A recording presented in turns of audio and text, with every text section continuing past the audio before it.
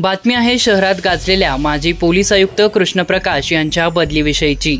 माजी पोलीस आयुक्त कृष्णप्रकाश यांच्या बदलीची चौकशी करा, अन्यथा आम्ही न्यायालयात दाद मागणार असल्याचे आज मंगळवार दिनांक 17 मे रोजी सामाजिक कार्यकर्ते मानव कांबळे, कष्टकऱ्यांचे नेते बाबा कांबळे, रिपब्लिकन युवा मोर्चा अध्यक्ष राहुल डंबाळे, वंचित बहुजन पार्टीचे प्रदेश उपाध्यक्ष अनिल जाधव, माजी नगरसेवक धनराज बिरदा, त्रिपाईचे वाहतूक अध्यक्ष अजित शेख, संतोष निसर्गंध यांनी झालेल्या बदलीविषयी आपल्या भूमिका मांडल्या। काय म्हणाले हे सगळे सामाजिक कार्यकर्ते पाहूयात।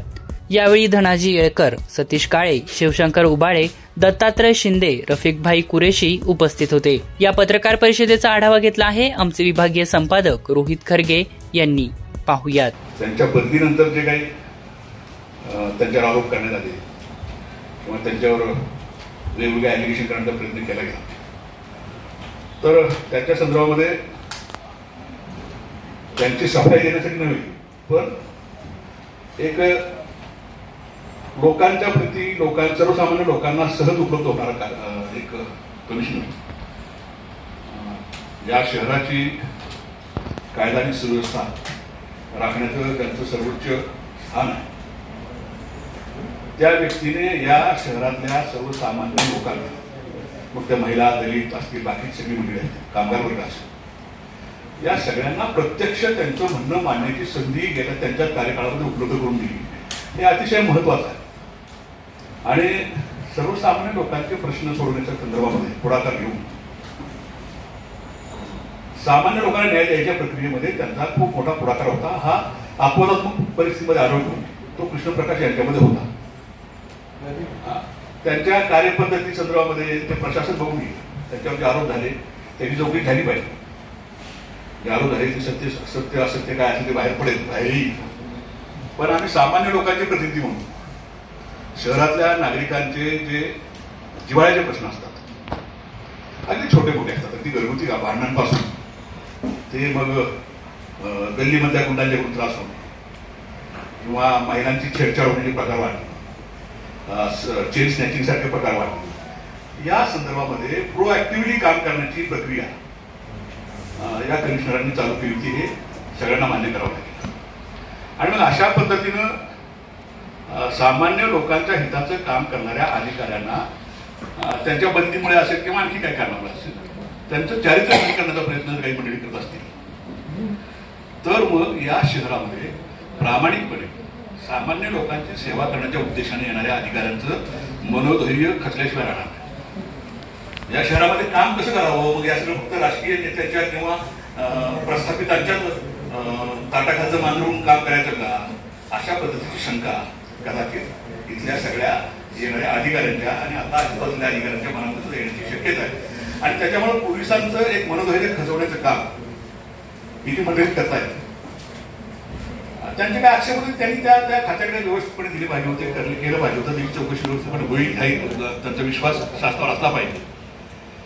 शासनात ज्यांचं शासन आहे त्यांचेच प्रतिनिधी जर अशा पद्धतीचे आरोप करत असतील तर मग त्यांच्या शासन व्यवस्थेवर, त्यांच्याच प्रशासकीय व्यवस्थेवर विश्वास नाही का, हाही प्रश्न त्याच्यामधून निर्माण होतो। काही आमच्या म्हणजे आता इथं असलेल्या मंडळींपैकी पण काही मंडळींच्यावर त्यांनी त्यांच्या पोलीस खात्याने कारवाई केली। त्याच्यामुळं त्यांच्या समर्थनामध्ये आम्ही इथं आलोय किंवा त्यांचा जिंदाबाद करण्यासाठी इथं आलो अशाचा भाग नाही। तर एकूण या शहराची जी कायदा सुव्यवस्थेच्या संदर्भातली जी संस्कृती आहे ती त्या संस्कृतीला धक्का लागता कामा नये। त्यांच्या काळामध्ये छोटे मोठे 2 नंबरचे व्यवसाय बंद झाले होते, सगळं माहिती आपल्याला, पण आता पुन्हा अशी भीती वाटते की अशा पद्धतीनं मनोधैर्य खच्ची झालेल्या अधिकाऱ्यांच्याकडनं पुन्हा अशा लोकांना, ज्या लोकांना या शहरामध्ये अशांतता पसरवायचीच आहे, अशा पद्धतीचा घाट घेतलेला आहे, त्यांचं बळ वाढते की काय, अशी पण परिस्थिती निर्माण होऊ शकते। म्हणून शहरातल्या सामाजिक कार्यकर्त्यांनी, सामाजिक संघटनांच्या प्रतिनिधींनी असं ठरवलं की या शहराची एकूणच व्यवस्था, प्रशासन असेल, कायदा सुव्यवस्था असेल आणि एकूण सगळी जी व्यवस्था असेल ती जर कायम टिकवायची असेल तर मग प्रामाणिकपणे काम करणाऱ्या अधिकाऱ्यांच्या बाजूला आपण उभं राहिलं पाहिजे। आणि म्हणून हा सगळा प्रपंच जो आहे म्हणून तेवढ्यासाठी आहे। माननीय माजी आमदार गौतम चाबुकस्वार साहेब यांनी याच ठिकाणी पत्रकार परिषद घेऊन या ठिकाणी त्या पत्राची त्यांनी मागणी केलेली चौकशीची। खरं तर आमदार म्हणून त्यांची ही भूमिका अतिशय रास्त आहे, परंतु ही भूमिका वठवत असताना त्यांनी निरपेक्षपणा ठेवणं जे अपेक्षित होतं तो निरपेक्षपणा जर ठेवला असता तर ते बरं झालं असतं. शहरामध्ये अधिकारी येतात आणि जातात, पण त्यांच्या राजकीय हस्तक्षेपातून आणि गुन्हेगारी वृत्तीवर कारवाई केली म्हणून जर त्यांच्यावर कारवाई होणार असेल तर हे चूक आहे. मी आत्ता तुम्हाला या ठिकाणी अतिशय जबाबदारीने सांगतो, राष्ट्रवादी काँग्रेस पक्षाच्या आमदारांवर गुन्हा दाखल करण्याचं काम याच पोलीस आयुक्तांच्या कारकिर्दीत झालेले, मर्डरचा गुन्हा दाखल करण्याचं काम झालेले चाकणमध्ये, आमदारांच्या मुलांवर झालेले किंवा सगळं, आणि गुन्हे दाखल होतात त्याबद्दल काही दुमत नाही, पण कारवाई शेवटपर्यंत नेण्याचं काम केलंय. त्यामुळं राष्ट्रवादी काँग्रेस पक्षानं याच्यामध्ये महत्वाची भूमिका बजावलेली आहे. मी विद्यमान पोलीस आयुक्तांनी या संदर्भामध्ये ज्या वावटळी उठत आहेत, जी सोशल मीडियामध्ये पत्र व्हायरल होत आहेत, त्यामुळे कृष्ण प्रकाश किंवा राहुल डंबळे, बाबा कांबळे, अजित शेख किंवा अन्य कार्यकर्ते, अन्य लोक खड्ड्यात गेले असं समजून घ्यावं. पण पोलीस दलाची जी बदनामी होती, आपल्यातला पोलीस दाखवावा आणि या प्रकरणाच्या मुळाशी जाऊन ज्यानं हे पत्र लिहिले त्याचं पत्र जर खरं असेल तर त्याचा नागरी सत्कार आम्ही करू, पण त्यांनी जर खोटं पत्र लिहिलं असेल तर त्याला कायद्यान्वये कारवाईपर्यंत घेऊन जावं अशी आमची एक भूमिका या ठिकाणी आहे. आणि कृष्ण प्रकाश यांची मुदतपूर्व बदली ही रद्द व्हावी या मताची आम्ही अजूनपर्यंत आहोत. आम्ही सर्व लोकांनी त्यांचा यापूर्वी एक मोठा जंगी नागरी सत्कार सर्वसमावेशक आमदार, खासदार, माजी पदाधिकारी, महापौरांच्या अध्यक्षतेखाली आम्ही केला होता. त्यामुळे त्यांच्याबाबतची भावना आमची आजची नाही. त्या कार्यक्रमासंदर्भात सुद्धा त्या पत्रामध्ये अत्यंत अश्लाघ्यपणे खोटं बोललं गेलेलं आहे. अश्लाघ्यपणे कृष्ण प्रकाश यांच्या समवेमध्ये असणाऱ्या महिला कार्यकर्त्यांच्या संदर्भामध्ये त्यांचं चारित्र्य हनन करणारा प्रश्न या पत्राच्या माध्यमातून केलं गेलेले. म्हणजे या पोलीस आयुक्तांना आमच्या शहरामधील महिला ज्या सामाजिक भावनेतून कृष्ण प्रकाश यांच्या बरोबर निवेदन सादर करायला जात होते, त्यांना कार्यक्रमाला बोलवलं जात होतं, त्यांच्याबद्दल जर त्या चारित्र्यावर प्रश्न उपस्थित केले जात असत तर ह्या आयुक्तांनी ती भूमिका त्यांनी दाखवावी अशी आमची म्हणणं आहे. कारण या आयुक्तांबद्दल आमच्या अपेक्षा आहे. ज्या IPS ऑफिसर या पिंपरी चिंचवड शहरामध्ये जे 20 वर्षानंतर जे आपल्याला लाभले होते, अशा कृष्णप्रसाद सरांच्या वरती जे आरोप करून मला वाटतं त्यांना इथून बदली करण्यात आली. बदली केल्यानंतर त्यांच्यावर जो आरोप केला त्या आरोप जाहीर करणार त्यांच्यावरती मी जाहीर निषेध करतो. हा खरं तर आज व्यासपीठ हा भाषणाचा नाहीये, आज पत्रकारांशी आम्हाला संवाद साधायचा आहे आणि पत्रकारांशी काय माहिती पत्रकारांशी चर्चा करायची आहे. त्याच्याकरता जे कृष्णप्रसाद सारखे असे IPS ऑफिसर चांगले डॅशिंग नेतृत्व आणि ज्यांचा वरचा गुन्हेगार नव्हता तर या उलट पालट करणाऱ्या पोलिसांवरती आणि वेगळ्या पद्धतीने एक स्टँडर्ड गुन्हेगारांवरती त्यांचा वचक असा होता.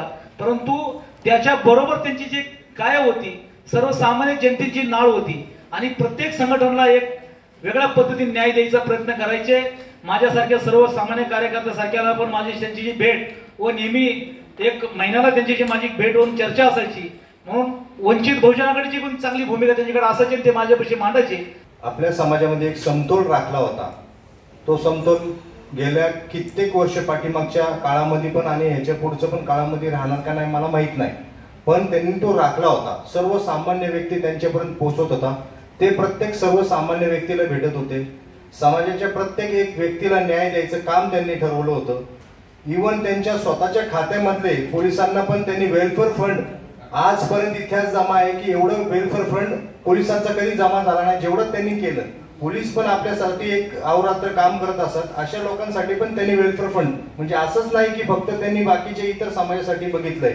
समाजातल्या प्रत्येक एक घटकाला त्यांनी न्याय दिलेला आहे. प्रत्येक एक व्यक्तीसाठी त्यांनी काम केलेलं आहे. समाजाचा समतोल राखण्याचा प्रयत्न केलेला आहे. अशा व्यक्तीला प्रत्येक गोष्टीमध्ये तुम्ही बघा, मग ते आपले तृतीयपंथी असतील, प्रत्येक एक समाज असेल, पोलिसांचे असतील, पोलिसांचे घरातली लोक असतील किंवा समाजातले प्रतिष्ठित लोक असतील किंवा गरीब लोक असतील, प्रत्येक एक व्यक्तीला भेटून प्रत्येक एक व्यक्तीची चौकशी करून तपासणी करून एक इव्हन एखाद्या मोठ्या व्यक्तीचं नाव जरी गुंतलं गेलं कुठं पोलीस कंप्लेंट झाली काय झाली तर त्याची सखोल चौकशी ते स्वतः पण करायचे. प्रत्येक व्यक्तीला समोर विचारायचे आणि त्याच्यानंतर सखोल चौकशी केल्यानंतर कोण खरे कोण खोटे ते न्याय पण स्वतः ते द्यायचे. कृष्णप्रकाश साहेबांच्या कॅबिनमध्ये संविधान होतं. संविधानावर अनेक वेगवेगळ्या धर्माचे ग्रंथ ठेवले होते. आम्ही मागणी पण केली होती किंवा हे दुरुस्त झालं पाहिजे, परंतु त्या मागणीकडे कृष्णप्रकाश साहेबांनी विचार न केल्यामुळे आम्ही आंदोलनाचा पवित्रा घेतला आणि आंदोलन जाहीर झालं. त्याच्या एक दिवस अगोदर कृष्णप्रकाश साहेबांनी त्यांची भूमिका मांडली की मी महामानव डॉक्टर बाबासाहेब आंबेडकरांच्या विचाराचा पाईक आहे, भगवान गौतम बुद्धांच्या विचाराचा पाईक आहे आणि संविधानाची विटंबना माझ्याकडून कसल्याही प्रकारे होणार नाही आणि झालेली नाही. परंतु कोणीतरी त्या कार्यालयामध्ये एका कर्मचाऱ्याच्या चुकीमुळे त्या ठिकाणी ती घटना घडलेली आहे आणि त्या गोष्टीवर त्यांनी जाहीर माफी देखील मागितली होती नेते म्हणून. कृष्णप्रकाश माझ्या माहितीप्रमाणे अतिशय चांगल्या प्रकारचं काम करणारे शहराला लागलेले एक अधिकारी होते. परंतु त्यांची बदली झाल्याबरोबर एक लेटर आलं आणि 200 कोटीच्या घोटाळ्याच्या संदर्भामध्ये ते भडका उडाला.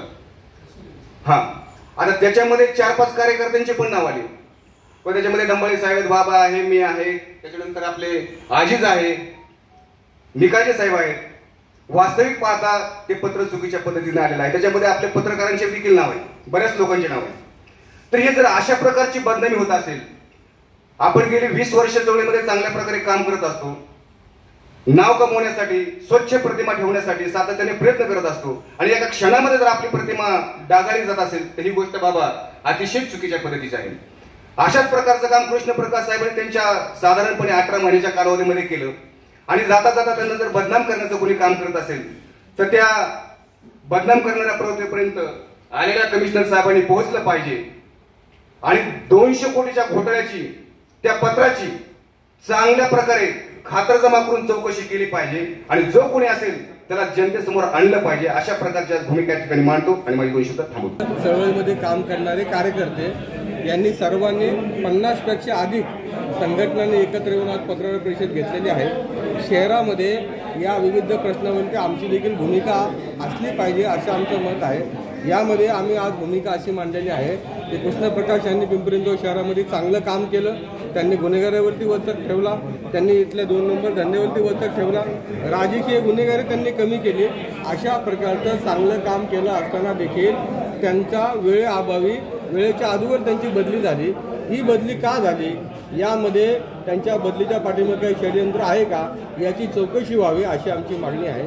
याचबरोबर या शहरामध्ये एखादा पोलीस आयुक्त आल्यानंतर त्याच्यावर अशा प्रकारे बदनामीची वेळ येणं हे शहराच्या दृष्टीने बरोबर नाही.